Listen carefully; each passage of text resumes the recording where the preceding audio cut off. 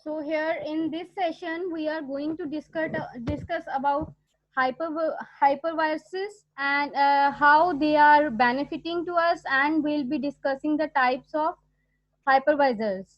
So let's start up with hypervisors in cloud computing.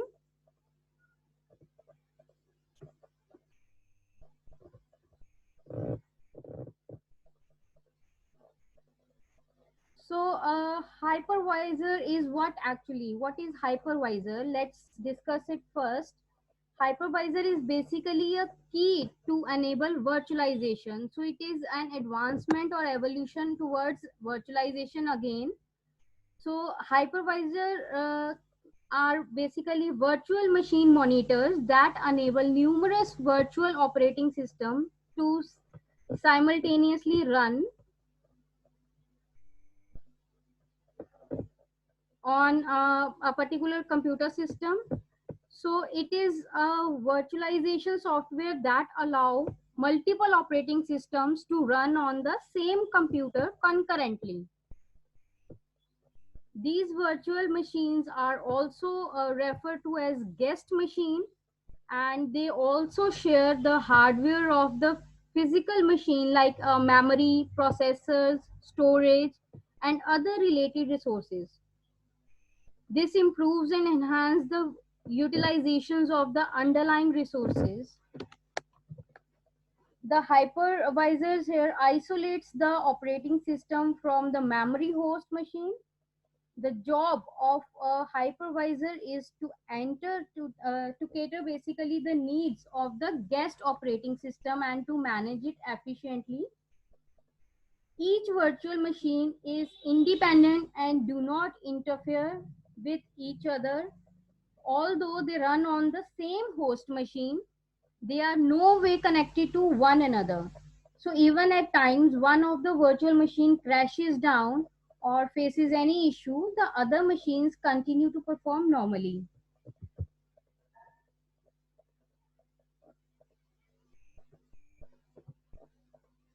So this is how a hypervisor works in between. So it is something in the middle of hardware and the operating systems that we are integrating over the cloud.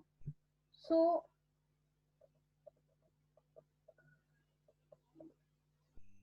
uh, we can say in its simpler form, the hypervisor is a specialized firmware or software, or both it can be, which is installed in single hardware that would allow you to host several virtual machines. So it allows physical hardware to be shared across several virtual machines. A computer on which hypervisor runs one or more virtual machine is called host machine. The virtual machines here are called as the guest machine. And basically the hypervisor allows the physical host machine to run various guest machines. So this helps in achieving maximum benefits from computing resources such as memory, network bandwidth, and CPU cycles.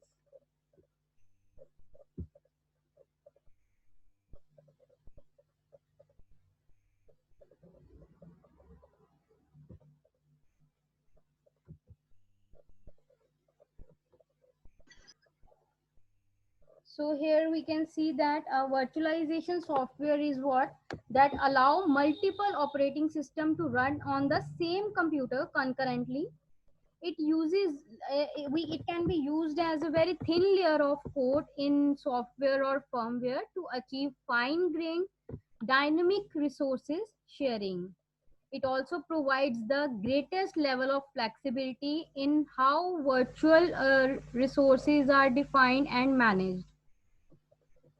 uh, primarily the primary technology of choices here for system virtualization is what that is hypervisors, and it may be mediate to access memory, database, processing capacities, network connectivities. So all that we can be catered by using the hypervisors. Then moving on to the various examples,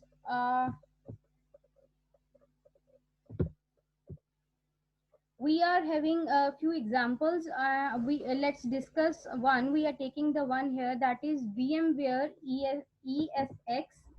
So it is an example of hypervisor.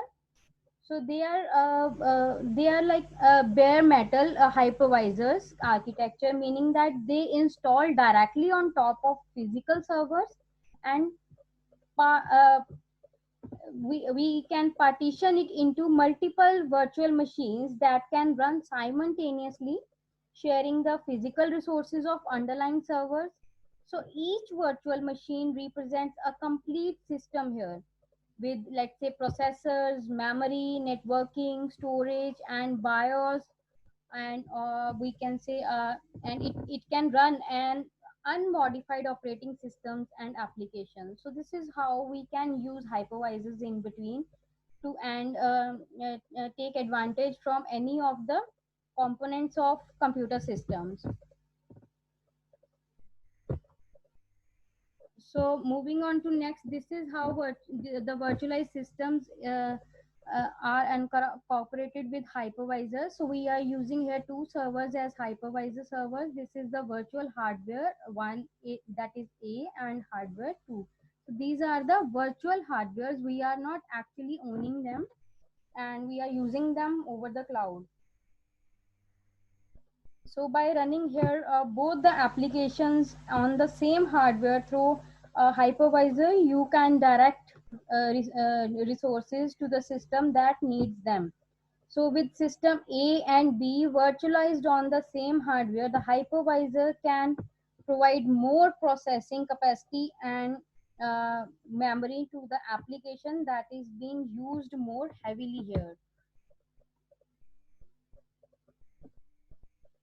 Then moving on to next, we are having two types of hypervisors that we use in the cloud.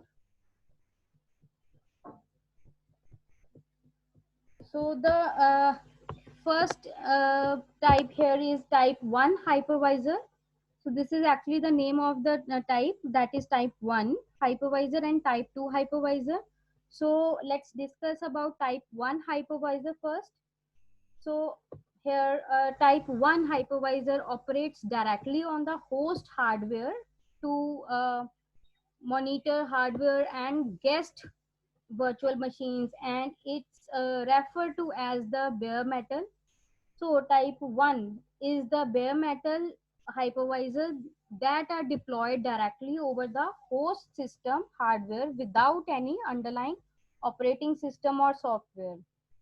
So usually they don't require the installation of hardware ahead to time.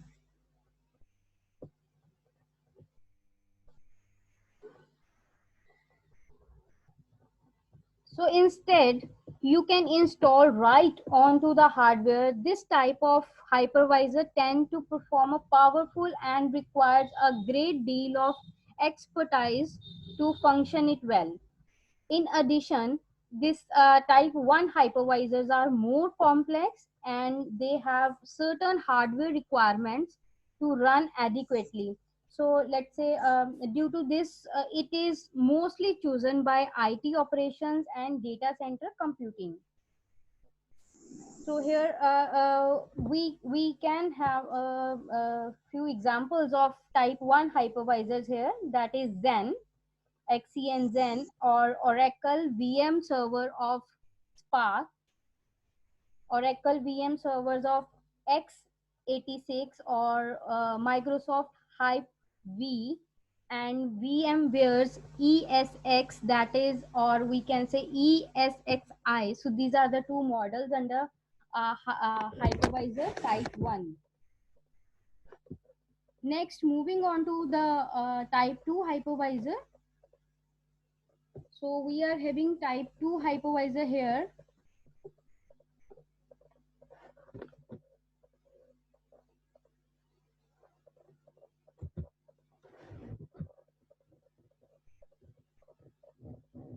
So type 2 hypervisor, also called hosted hypervisor, because it is usually installed onto existing operating system only. So it can run as a software layer within a physical operating system. The hypervisors here run as a separate second layer over the, so they run as a second layer over the hardware we are incorporated here.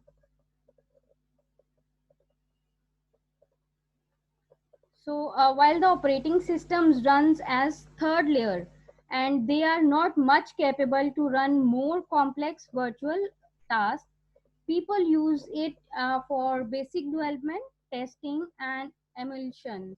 So if there is any security flaws found inside the host OS, so it can potentially compromise all of virtual machines running, and this is why type 2 hypervisors cannot be used for data centers computing.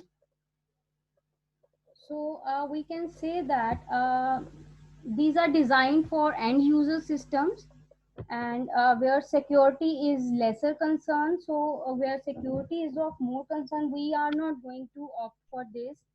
For instance, developers could use type 2 hypervisors to launch virtual machine in order to test software product before they actually release into the market. So this is how hypervisors are used by the developers.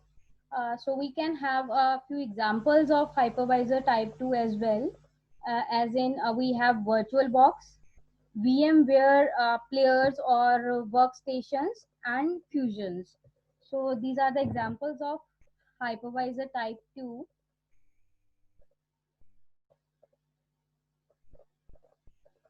And students, before moving on to the next slide, just give me 5 minutes. I need to take the attendance first. So students, let's continue with the discussion. Moving ahead. Next, what are the various advantages of using hypervisors? So let's discuss the few advantages. We are mainly into two advantages that we have for hypervisors over the cloud. So the first one is um, it depicts if one virtual machine undergoes a crash or a malware attack or any error occurs, so it doesn't actually affect the other virtual machines over the cloud. So although virtual machines operate on the same physical hardware, they are separated from each other.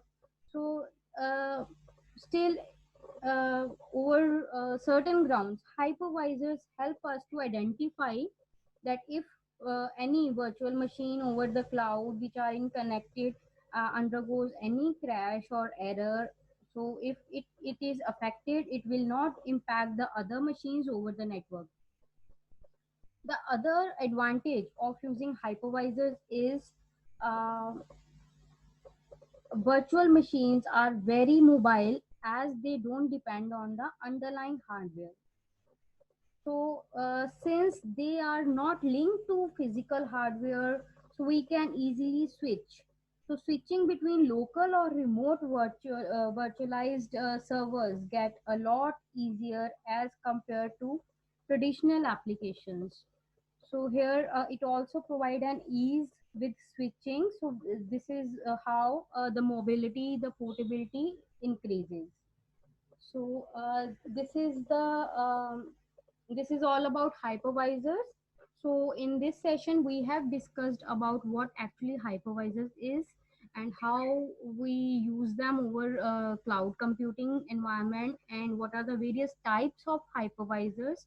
And then we have discussed the advantages of hypervisors. So guys, this is all for today's session, and our discussion is over here.